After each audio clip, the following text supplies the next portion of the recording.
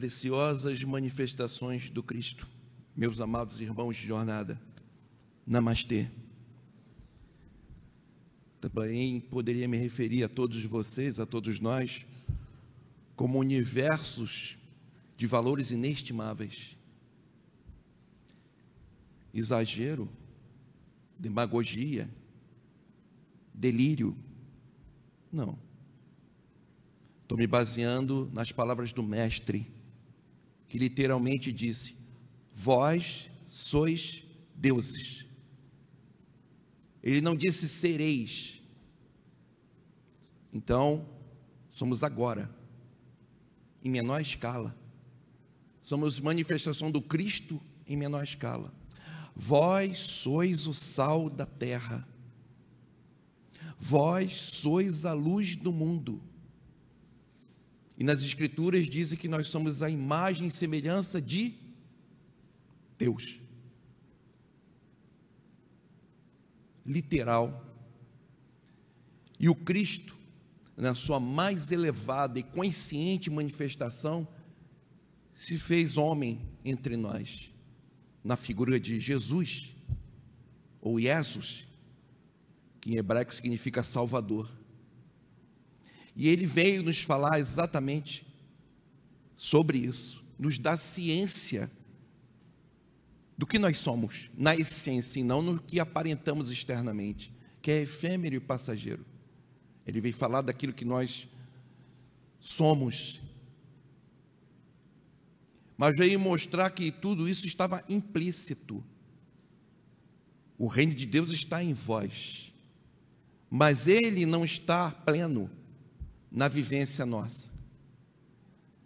E ele então veio falar sobre a água da vida. Ele veio nos dar a água da vida. E ele disse que quem bebesse dessa água teria uma fonte eterna a jorrar dentro de si e nunca mais terá sede. Essa fonte da água da vida encontra-se exatamente no reino de Deus em nós. E como uma fonte, ela escorre, jorra. E estamos aqui exatamente para aprender a fazê-la jorrar, contribuindo com a imensa família humana, primeiramente aqui na terra, mas mais à frente, pelo universo afora.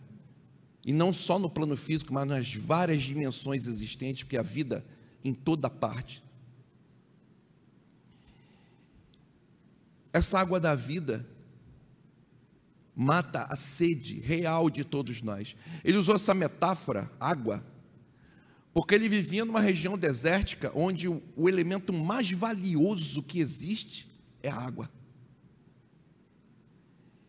E ele veio falar dessa sede do Espírito, usando essa metáfora da água, porque as compulsões são sede da água da vida. Como não matamos essa sede, buscamos alguma coisa que possa substituí-la.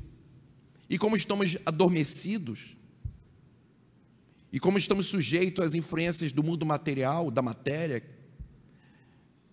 quando muitos de nós não conseguem perceber que somos muito mais do que vemos no espelho, a gente busca saciando ilusoriamente com as coisas do mundo. Como não vivemos o amor verdadeiro, porque a água da vida tem a ver com amor na essência, amor com conhecimento da verdade, porque o Espírito tem fome, sim, de conhecer e amar, e é isso que propicia ele alcançar outros níveis, patamares da vida. Jesus veio falar exatamente disso sobre nós, e de como encontramos a fonte da água da vida e como fazemos a jorrar. Ele não veio trazer essa água da vida para os orgulhosos, para os vaidosos, para os presunçosos. Ele sabia de nossa condição tão precária ainda.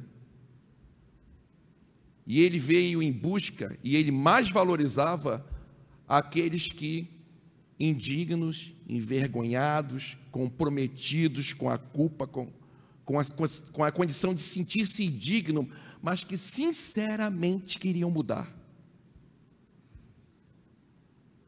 Ele não veio buscar os doutores da igreja, os cientistas da época, os nobres, os reis, mas aqueles que,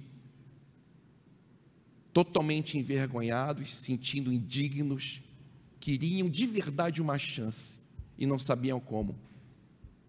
E ele veio trazer a água da vida, essa verdade. Ele a manifestou com a imensa compaixão que ele tinha por todos que sofriam por ignorância.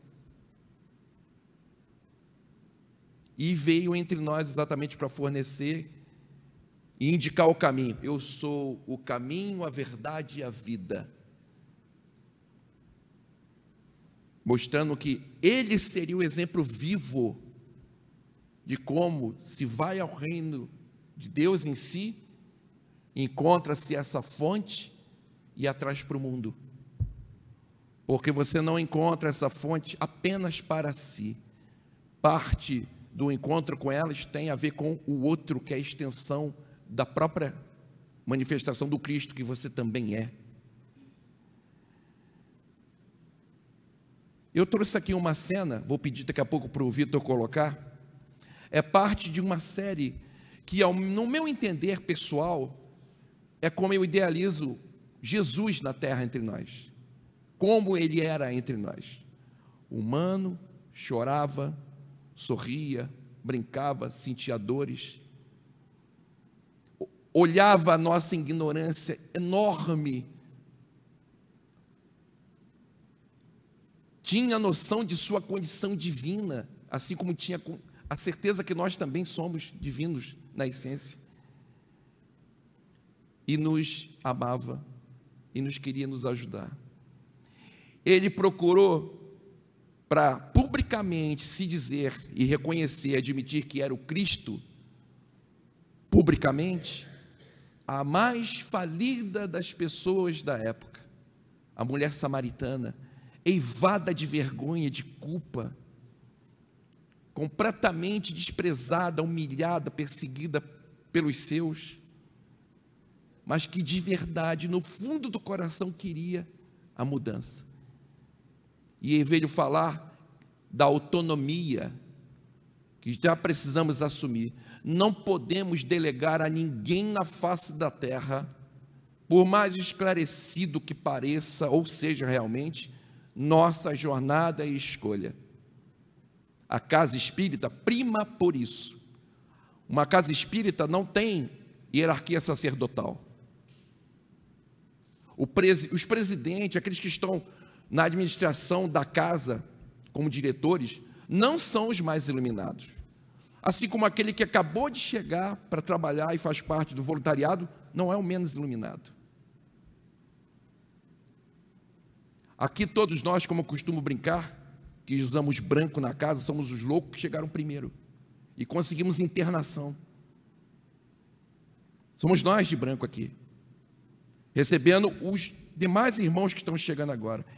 E aqui compreendemos que para poder viver esse reino de Deus em nós e poder fazer essa água da vida jorrar, inclusive para que nós possamos matar a nossa sede, é preciso estender isso ao outro, por amor, porque é dando que se recebe. Quanto mais você fornece ao outro, mais direito você tem. É a lei divina. Isso ele veio nos ensinar. Essa cena faz parte de uma série chamada The Chosen, que está na Netflix. Para mim, apesar de ser uma interpretação, é a forma com que eu penso em Jesus quando esteve entre nós. Humano, vivendo a condição humana, sorrindo, ficando triste, brincando, dançando, alegre, sem perder a noção da sua condição divina e da missão que tinha por exercer entre nós como aquele que faz a vontade do Pai. Então, preste atenção na conversa e como ele vem da autonomia, falando que não podemos delegar a ninguém a nossa jornada, o encontro com o divino em nós.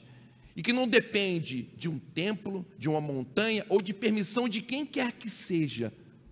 Esse culto deve ser aqui dentro, apesar de nos congregarmos aqui como estamos. A vivência desse reino de Deus em nós é íntima, pessoal e intransferível. E no momento que cada um aqui faz, formamos uma egrégora maior. Agregamos essa força das nossas fontes para que outros irmãos possam ser tocados, mesmo que não estejam presentes.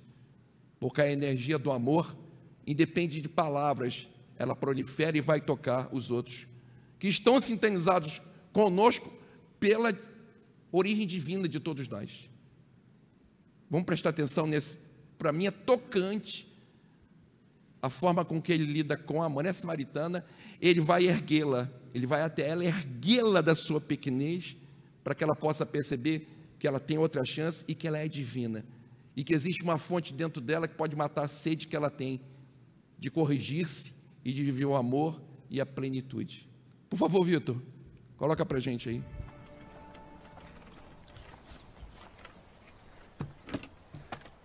Você me daria de beber?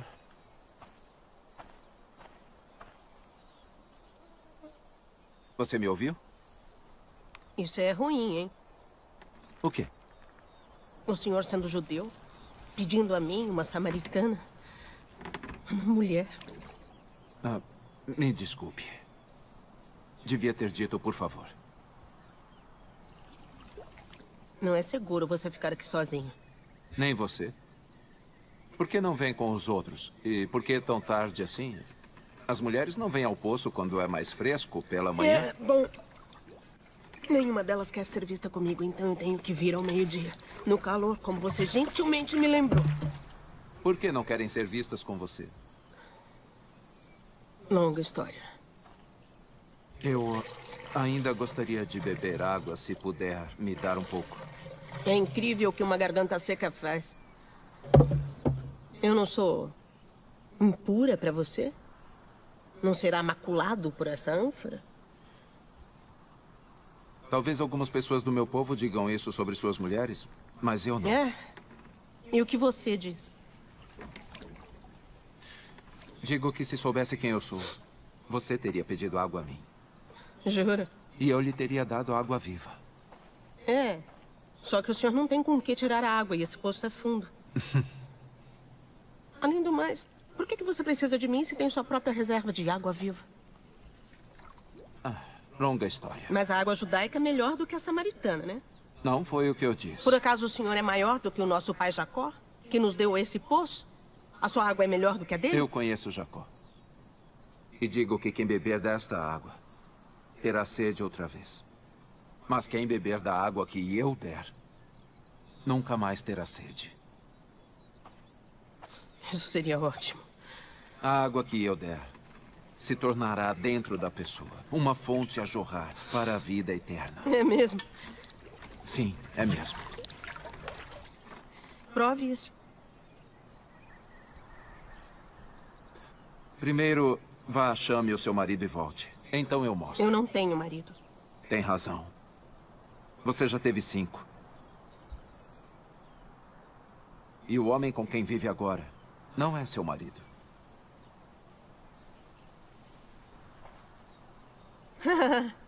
Já entendi. Vejo que é um profeta. Você veio pregar para mim. Não. Normalmente, a única coisa boa de vir aqui sozinha é que eu posso escapar de ser condenada. Eu não estou aqui para condenar. Eu cometi muitos erros. Muitos erros. Mas são homens como você que tornam impossível que eu faça alguma coisa a respeito. Como? Nossos antepassados adoraram neste monte. Mas vocês judeus dizem que Jerusalém é o lugar onde se deve adorar. Dizem isso porque o templo está lá. Sim. Exatamente onde não é permitido. Eu vim para quebrar essas barreiras. E está próxima a hora em que nem neste monte, nem em Jerusalém, vocês adorarão o Pai. Então, para onde é que eu devo ir quando eu precisar de Deus? Eu nunca recebi nada de Deus, mas mesmo se recebesse, eu não poderia agradecer. Qualquer lugar. Deus é espírito. Está chegando a hora, e de fato já chegou. que não importará onde você o adora, mas que apenas faça isso em espírito e em verdade. Coração e alma, esses são os adoradores que o Pai procura. Não importará de onde você é ou o que você fez.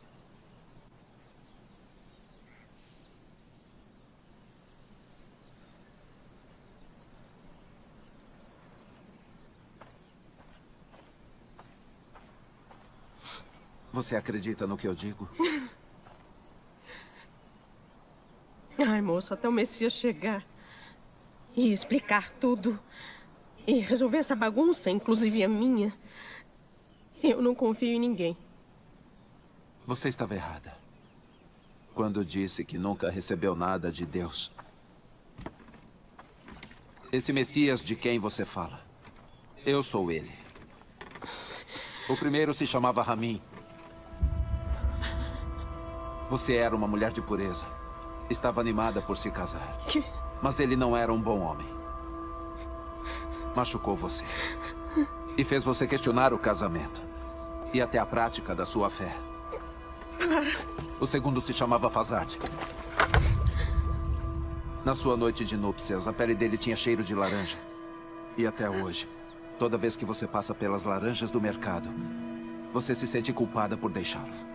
Porque ele foi o único homem verdadeiramente devoto com quem você esteve. Mas você se sente indigna.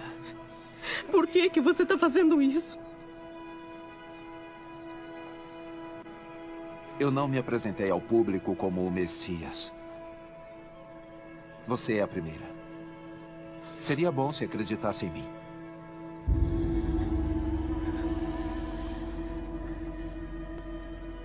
Você escolheu a pessoa errada. Eu vim a Samaria só para encontrar você. Você acha que foi um acidente eu estar aqui no meio do dia? Eu sou rejeitada por todo mundo. Eu sei. Mas não pelo Messias.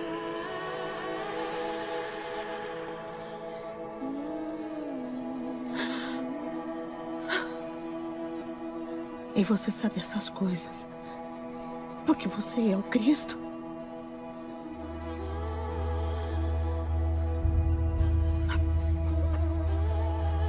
Eu vou contar pra todo mundo. Eu estava contando com isso. Em espírito e em verdade. Em espírito e em verdade. Não será só sobre montanhas ou templos. Logo. Só o coração. Você promete? Eu prometo. Este homem me disse tudo o que eu tenho feito. Ele deve ser o Cristo.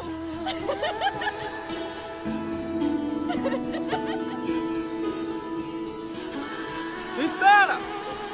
Adeus!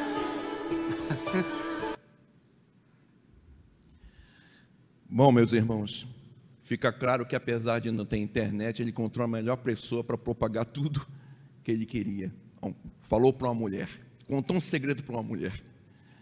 Bom, ela ali representa todos nós, envergonhados, sentindo-se culpado, sentindo-se indigno, muitas vezes diante da mãe, do pai, do filho, da esposa, diante de nós mesmos, mas o Cristo em nós está presente e Ele quer nos dar a água da vida, que mata a sede. E a partir daí as compulsões não são mais necessárias. A ideia de abandonar a vida corpórea não tem mais sentido, porque você vai viver as bem-aventuranças de, apesar de estar em viagem na matéria, viver a dignidade de sua condição divina. Namastê.